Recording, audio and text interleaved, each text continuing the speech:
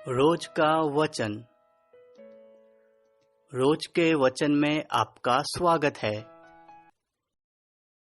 दिन 220। फिर लेवियों में से अहियाह परमेश्वर के भवन और पवित्र की हुई वस्तुओं दोनों के भंडारों का अधिकारी नियुक्त हुआ। ये लादान की संतान के थे, अर्थात गेर्शनियों की संतान जो लादान के कुल के थे, अर्थात लादान और गेर्शनी के पितरों के घरानों के मुख्य पुरुष थे, अर्थात यहोएली के पुत्र ये थे, अर्थात जेताम और उसका भाई योएल, जो यहोवा के भवन के खजाने के अधिकारी थे। अमरामियों, इसहारियों, हेब्रोनियों और उज्जीएलों में से। और शबूएल जो मूसा के पुत्र गेर्शम के वंश का था, वह खजानों का मुख्य अधिकारी था। और उसके भाइयों का वृत्तांत यह है। एलियाजर के कुल में उसका पुत्र रहब्याह का पुत्र यशायाह का पुत्र योराम का पुत्र जिक्री, और जिक्री का पुत्र शलोमोत था। यही शलोमोत अपने भाइयों समेत उन सब पवित्र की हुई वस्तुओं के भंडारों का अधिकारी था, जो राजा दाऊद और पितरों के घरानों के मुख्य पुरुष और सहस्त्रपतियों और शतपतियों और मुख्य सेनापतियों ने पवित्र की थी। जो लूट लड़ाइयों में मिलती थी, उसमें से उन्होंने यहोवा का भवन दृढ़ करने के लिए कुछ पवित्र किया। वरन जितना शमूएल दर्शी, कीश के पुत्र शाऊल, नेर के पुत्र अब्नेर और सरूयाह के पुत्र योआब ने पवित्र किया था, और जो कुछ जिस किसी ने पवित्र कर रखा था, वह सब शलोमोत और उसके भाइयों के अधिकार में था। इसहारियों में से कनन्याह और उसके पुत्र इस्राएल के देश का काम, अर्थात सरदार और न्याय का काम करने के लिए नियुक्त हुए। और हेब्रोनियों में से हशव्याह और उसके भाई, जो 1700 बलवान पुरुष थे, वे यहोवा के सब काम और राजा की सेवा के विषय यरदन की पश्चिम और रहने वाले इस्राएलियों के अधिकारी ठहरे। हेब्रोनियों में से यरियाह मुख्य था, अर्थात हेब्रोनियों की पीढ़ी पीढ़ी के पितरों के घरानों के अनुसार दाऊद के राज्य के 40वें वर्ष में वे ढूंढे गए, और उनमें से कई शूरवीर गिलाद के याजेर में मिले। और उसके भाई जो वीर थे, पितरों के घरानों के 2700 मुख्य पुरुष थे। इनको दाऊद राजा ने परमेश्वर के सब विषयों और राजा के विषय में रूबेनियों, गादियों और मनश्शे के आधे गोत्र का अधिकारी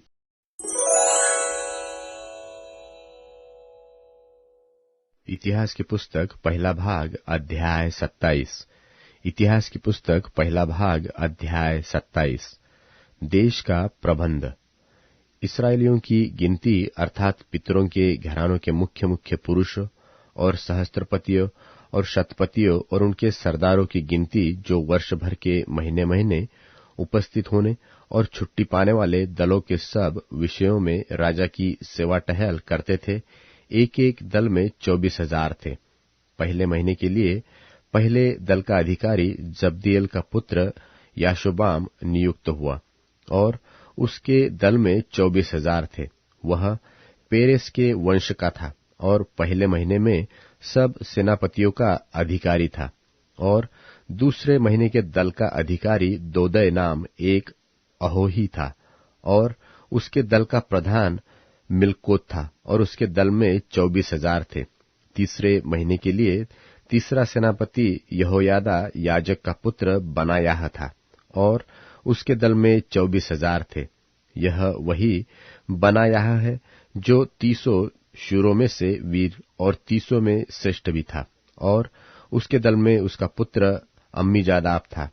चौथे महीने के लिए चौथा सेनापति योआब का भाई असाहेल था, और उसके बाद उसका पुत्र जबद्याह था, और उसके दल में 24,000 थे।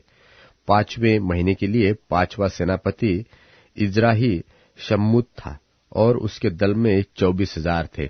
छठवें महीने के लिए छठवां सेनापति तकोई इक्केश का पुत्र ईरा था, उसके दल में 24,000 थे।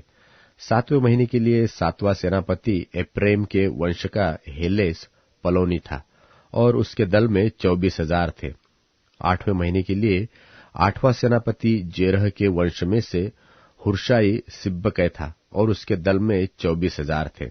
9वें महीने के लिए 9वां सेनापति बिन्यामीनी अबीएजेर अनातोतवासी था और उसके दल में 24,000 थे।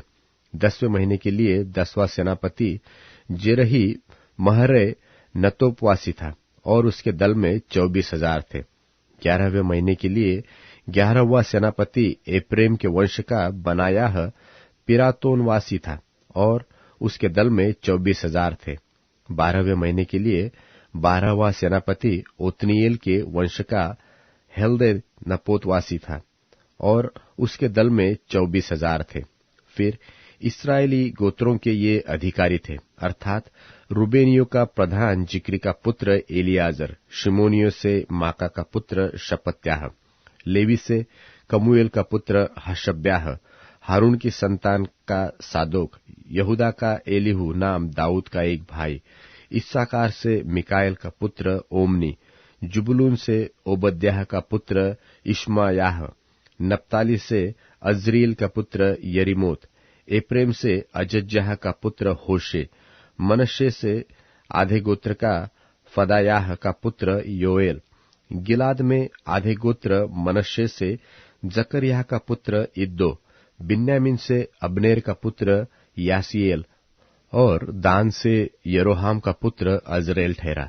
यही इस्राएल के गोत्रों के हाकिम थे, परंतु दाऊद ने उनकी गिनती 20 वर्ष की अवस्था के नीचे न की, क्योंकि यहोवा ने इस्राएल की गिनती आकाश के तारों के बराबर बढ़ाने के लिए कहा था। सरूयाह का पुत्र योआब गिनती लेने लगा, पर निपटा न सका, क्योंकि परमेश्वर का क्रोध इस्राएल पर भड़का और यह गिनती राजा दाऊद के इतिहास में नहीं लिखी गई।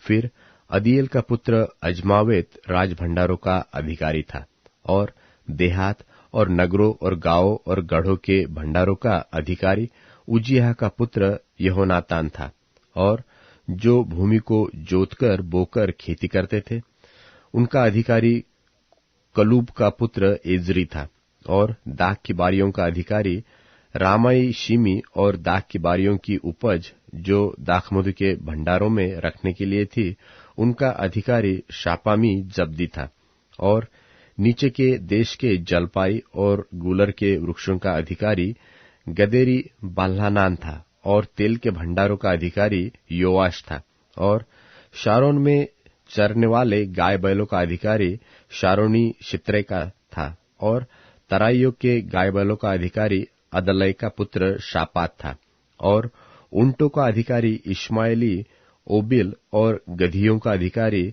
मेरोतोनवासी एहदयाह और भेड़ बकरियों का अधिकारी हगरी याजीज था। यही सब राजा दाऊद के धन संपत्ति के अधिकारी थे।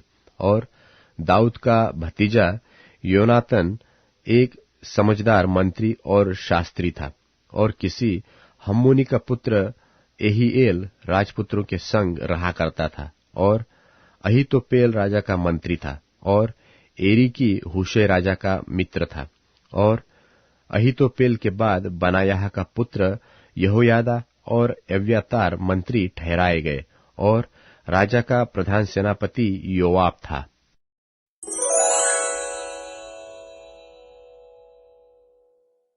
पहला कुरिन्थियों अध्याय 4। लोगों को हमें मसीह के सेवकों की तरह और परमेश्वर के भेदों का प्रबंधक समझना चाहिए। एक प्रबंधक में विश्वास योग्यता का होना जरूरी है। मेरे लिए तो ये एक बहुत ही छोटी बात है कि तुम लोग या इंसानी अदालत मेरा मूल्यांकन करे। यहां तक कि इस विषय पर मैं खुद अपना मूल्यांकन नहीं करता। अपने बारे में किसी दोष के बारे में मुझे एहसास नहीं है, लेकिन इस आधार पर मैं निर्दोष साबित नहीं हो जाता। मुझे परखने वाले यीशु प्रभु हैं। इसलिए समय से पहले किसी बात पर फैसला मत सुनाओ। यीशु के आने तक इंतजार करो।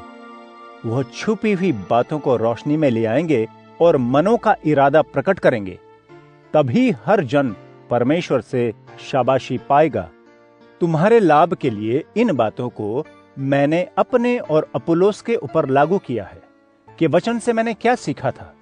चाहा था यदि तुम भी अपने जीवन में लागू करो तो एक अगुवे से दूसरे अगुवे की तुलना करके घमंड नहीं करोगे। किस वजह से तुम ऐसी नापतोल करते हो? ऐसा क्या है जो तुम्हें परमेश्वर से न मिला हो? यदि तुम्हें मिला है, तुम्हें घमंड क्यों होता है जैसे कि तुम्हें सब कुछ भेंट स्वरूप न मिला हो? तुम्हें ऐसा लगता है कि तुम्हारी हर जरूरत पूरी हो चुकी है। तुम सोचते हो कि तुम रईस हो चुके हो। परमेश्वर के राज में तुम हमारे बिना राज करने लगे हो। मेरी कामना यह थी कि तुम राज करते होते, इसलिए कि तब हमने तुम्हारे साथ राज किया होता। मुझे ऐसा लगता है कि परमेश्वर ने हम प्रेरितों को युद्ध में एक फौज की विजय परेड की आखिरी पंक्ति में राजनीतिक युद्ध बंदियों की तरह जो मारे जाने वाले हैं, स्वर्गदूतों और लोगों को दिखाने के लिए रखा है। मसीह के लिए हम बेवकूफ से लगते हैं, लेकिन तुम मसीह में अपने आप को बुद्धिमान समझते हो। हम कमजोर हैं, तुम ताकतवर हो। तुम्हें आदर मिलता है, हमें बेइज्जती। इस समय तक हम भूखे प्यासे हैं, अच्छे कपड़े नहीं पहनते हैं, बुरा बर्ताव सहते हैं और सिर के ऊपर छत तक नहीं है। हम अपने ही हाथों से मेहनत करते हैं। जब लोग हमारे खिलाफ बोलते हैं, हम आशीष देते हैं। जब हमें सताया जाता है, सहते रहते हैं। जब हमारे बारे में झूठ बोला जाता है, हम दोस्त की तरह जवाब देते हैं। अभी तक हमें दुनिया की धूल, मिट्टी और कचरा समझा जाता है। ये बातें मैं तुम्हें शर्मिंदा करने के लिए नहीं कह रहा हूं, लेकिन तुम्हें अपने बच्चे जानकर सुधार करना चाहता हूं। मसीह में तुम्हारे 10,000 गुरु हो सकते हैं, लेकिन सभी पिता नहीं हो सकते हैं, क्योंकि सुसमाचार के द्वारा मैं मसीह में तुम्हारा पिता हूं। इसीलिए जोर डालकर कहना चाहता हूं, मेरी तरह जीवन जियो। इसी कारणवश मैंने मसीह में अपने प्रिय और विश्वास योग्य बेटे तीमुथियुस को तुम्हारे पास भेजा है। मेरी जीवन शैली के बारे में वह तुम्हें याद दिलाएगा। जहां कहीं मैं जाता हूं, हर एक चर्च में वैसा ही सिखाता हूं। कुछ लोग बहुत घमंडी हो चुके हैं, जैसे कि मैं तुम्हारे पास आऊंगा ही नहीं। प्रभु ने चाहा तो मैं जल्दी ही तुम्हारे पास आऊंगा। तब मैं ये जान लूंगा कि ये लोग बनावटी भाषण देते हैं या सचमुच में परमेश्वर की शक्ति रखते हैं। इसलिए कि परमेश्वर का राज्य बकबक करने में नहीं, लेकिन परमेश्वर की सामर्थ्य से जीना है। तुम्हें क्या चाहिए? क्या मैं तुम्हारे पास अनुशासन की छड़ी के साथ आऊं या प्रेम और सज्जनता से?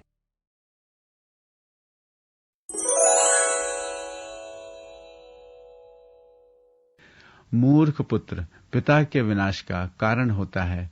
पत्नी का लड़ाई झगड़ा करना मानो घर की छत से लगातार पानी का टपकना है। मकान और धन संपत्ति पूर्वजों से प्राप्त होती है, किंतु बुद्धिमती पत्नी केवल प्रभु ही देता है। आलस्य करने से मनुष्य गहरी नींद में सो जाता है। निसंदेह आलसी मनुष्य सदा भूखा ही रहता है। जो मनुष्य परमेश्वर की आज्ञा का पालन करता है, वह अपने प्राण की रक्षा करता है। प्रभु के वचन की उपेक्षा करने वाला निसंदेह मर जाता है। गरीब मनुष्य को दान करना मानो प्रभु को उधार देना है। प्रभु उसको इस कार्य का प्रतिफल देगा। जब तक पुत्र के सुधार की आशा है, उसको ताड़ना देकर सुधारो। उसको न सुधारना मानो उसको विनाश के गड्ढे में डालना है। जो मनुष्य बड़ा क्रोधी है, उसे अपने क्रोध का फल भोगना ही पड़ेगा, और यदि तुम उसे एक बार बचाओ तो उसे बार बार बचाना पड़ेगा। सलाह को मानो, शिक्षा को ग्रहण करो, जिससे तुम आगे के लिए बुद्धिमान बन सको। मनुष्य अपने मन में अनेक योजनाएं बनाता है, परंतु प्रभु का अभिप्राय स्थिर रहता है। मनुष्य में निष्ठा का होना एक उत्तम गुण है। झूठे आदमी से गरीब आदमी अच्छा होता है।